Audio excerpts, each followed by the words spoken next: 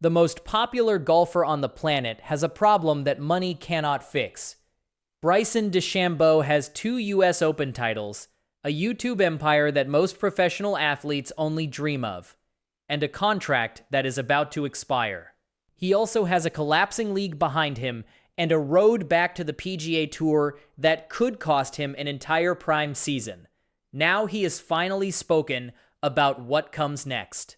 If you want to follow this story as it develops, subscribe to the channel right now, because this saga is moving fast, and there is a great deal more to come. To understand the weight of what Bryson DeChambeau is facing, you have to appreciate how good his timing was at the start, and how sharply it has turned since. When Bryson DeChambeau signed with LIV Golf in the summer of 2022, the deal was reported to be worth at least $100 million, with one source citing the 4-year agreement at more than $125 million. At the time, it looked like one of the smartest moves any golfer made in the entire LIV era. He took the guaranteed money, he kept winning, and he transformed himself from a divisive, science-obsessed figure into one of the most beloved entertainers in the sport. His YouTube channel grew into a genuine media operation, reaching roughly 2.7 million subscribers, with content featuring Donald Trump, 7-time Grand Slam champion Carlos Alcaraz, and 4-time NBA champion Stephen Curry. By any commercial measure, Bryson DeChambeau won the LIV era. But the ground has shifted underneath him, and now the same contract that made him rich is the thing boxing him in. In early 2026, Saudi Arabia's public investment fund confirmed that it would stop funding LIV Golf at the end of the 2026 season. The fund's losses have been reported at between $5 billion and $8 billion since the league launched in 2022, and LIV is reportedly burning through roughly $100 million every month. The reaction from Bryson DeChambeau was one of genuine surprise. "I was completely shocked," he said. "A couple of months before that, it's like, we're here until 2032. We've got financing until 2032, and so I told everybody, and that's what I was told." In the weeks that followed, PIF Governor Yasir Al-Rumayyan stepped down as chairman of the LIV board, and a restructured board was installed to lead the league through its uncertain future. On the surface, the situation sounds simple.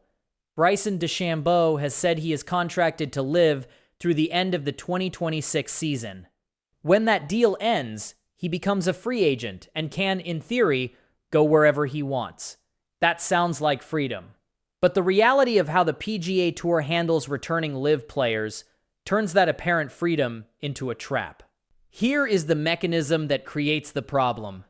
Under the PGA Tour's standard reinstatement rules, a player who leaves LIV must serve a 1-year ban dated from his final LIV competitive appearance before he can play in PGA Tour events again. So if the last LIV event for Bryson DeChambeau falls late in 2026, his 1-year clock does not even begin until then, which means he would not be eligible to return to the PGA Tour until late 2027. That timeline would erase an entire major championship season. The Masters, the PGA Championship, the US Open, and the Open Championship would all be out of reach, gone for one of the biggest draws in the sport. And it grows worse, because Bryson DeChambeau had a chance to avoid this entirely and chose not to take it. In January 2026, the PGA Tour created a returning member program open to only 4 players in the world: Brooks Koepka, Bryson DeChambeau, Jon Rahm, and Cameron Smith. The criteria required a player to have been away from the tour for at least 2 years and to have won the Players' Championship or one of the 4 majors between 2022 and 2025. Brooks. Koepka took the offer and returned at the Farmers Insurance Open. He agreed to make a $5 million charitable donation. He forfeited 5 years of equity, estimated at between $50 million and $85 million in lost earnings, and he gave up any 2026 FedEx Cup bonus money. Bryson DeChambeau declined. I'm contracted through 2026, so excited about this year, he said. Jon Rahm and Cameron Smith also stayed, with Jon Rahm saying, "I'm not planning on going anywhere." The window closed on February 2nd, and weeks later, the Public Investment Fund pulled its money. Quick question for you before we continue. If you think Bryson DeChambeau made a brilliant career move that his YouTube fame will protect no matter what, type "he's fine" in the comments. If you think he is about to lose a prime season that he can never get back, type "big problem." I read every single one. There is no equivalent offer on the table now. PGA Tour CEO Brian Rolapp made the limits of the program clear. This is a one-time defined window and is not a precedent for future situations, he wrote. The expedited path that Brooks Koepka used no longer exists. If Bryson DeChambeau wants back, he goes through the standard one-year ban, and he does it without the special conditions that the January program provided. So what did he actually say about his future? Bryson DeChambeau described a careful mixture of ambition and uncertainty. He has said he wants to play the best players in the world as often as possible, that he wants to be at the majors, and that he wants his career judged against the strongest fields golf can offer. He has also called for the divided tours to come back together. The egos need to get dropped, he said. He has even pointed to a potential merger, saying, "If we have a great business model and they're very interested in combining forces, that's the kumbaya moment, right?" When asked what would truly decide his return, he pointed not to executives, but to the players themselves. "It's really about if the membership wants me back, and if they just want me back. That's what it's about," he said. He has been honest about what lies outside his control, whether LIV survives, whether the PGA Tour builds a new pathway, and the timing of his own contract. For a man whose entire approach to golf has been about controlling variables, about measuring and calculating and engineering every advantage, this is a situation he cannot science his way out of. There is, however, a genuine advantage that separates Bryson DeChambeau from every other player caught in this collapse. His YouTube channel is a commercial fortress that does not need the PGA Tour. While other LIV players depend largely on competitive golf for their income and relevance, Bryson DeChambeau has built an entirely separate identity as a content creator. "I'd love to grow my YouTube channel 3 times, maybe even more," he said. "I'd love to do a bunch of dubbing in different languages, giving the world more reason to watch YouTube. And then I'd love to play tournaments that want me." His audience does not disappear if he misses the 2027 majors. If he spends a year outside professional competition, he would still be one of the most visible figures in all of golf. He is, in a strange way, the LIV player best positioned to survive the league's collapse, precisely because he spent his LIV years building something that does not depend on either tour. But no subscriber count replaces a major championship. His content has even reshaped tour policy. After Bryson DeChambeau said the PGA Tour's social media rules would prevent him from filming during tournament weeks, the tour presented a relaxed media policy at a Player Advisory Committee subcommittee meeting. The changes allow players to post broadcast footage of 6 shots per round, up from a single shot, to post 120 minutes of highlights on YouTube rather than 60. And to receive advertising revenue from content captured during practice rounds and pro-ams. He had described the potential penalties for a return as quite unfortunate in my opinion, considering what I could do for them. Still, the competitive cost is real. Bryson DeChambeau is 32 years old, entering the years that should be the peak of his career. He has 2 U.S. Open titles, one in 2020 and 2024, and the game to win more majors. Every season he spends outside the strongest fields is a season he cannot win the championships that define a legacy. His 2026 form has been mixed.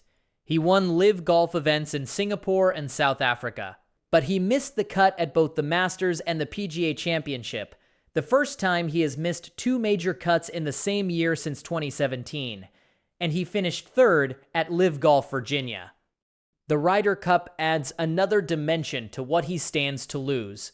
Bryson DeChambeau has been one of the most compelling American players in recent Ryder Cup history. The 2027 Ryder Cup could be contested while he is still serving out his reinstatement timeline, which means one of the United States' biggest stars and most enthusiastic competitors could be unavailable for an event that means a great deal to him on a national level. The penalty he faces and the reception that awaits him are also real obstacles. Speaking on the Pat McAfee show, journalist Mark Schlabach said there is definitely going to be a big penalty. He added that players in the locker room have memorized everything negative he has said about the PGA Tour over the last 4 or 5 years, describing a great deal of scar tissue around Bryson DeChambeau. Schlabach said he may well be making YouTube videos for a while before he can come back on the PGA Tour. Part of that history is the antitrust lawsuit that Bryson DeChambeau joined against the PGA Tour in 2022, from which he withdrew in 2023. Brooks Koepka, by contrast, never sued, which made his return far easier for the membership to accept. Bryson DeChambeau believes he holds leverage. The counterview is that the PGA Tour has done fine without him, and will continue to do so if he does not return. He reportedly asked for $500 million to extend his contract with LIV. He has also been building a holding company called LIV Golf, has raised funding, and has acquired Sportsbox AI, which suggests he may be about to be more involved in LIV than ever before. The league itself is seeking between $250 million and $350 million from investors to support a reduced 10-event international schedule, and Bryson DeChambeau has stayed publicly committed to it. We were surprised that they pulled out as quickly as they did. We didn't really see that coming, he said. I'm very optimistic with the business plan of team golf compared to other models, in my opinion.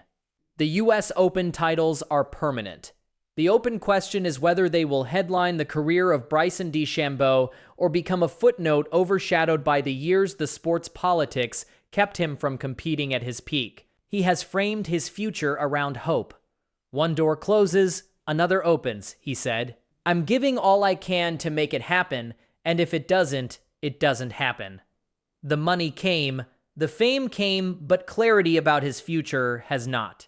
Right now, the most popular golfer on the planet is waiting, like everyone else, to find out where he gets to compete and when.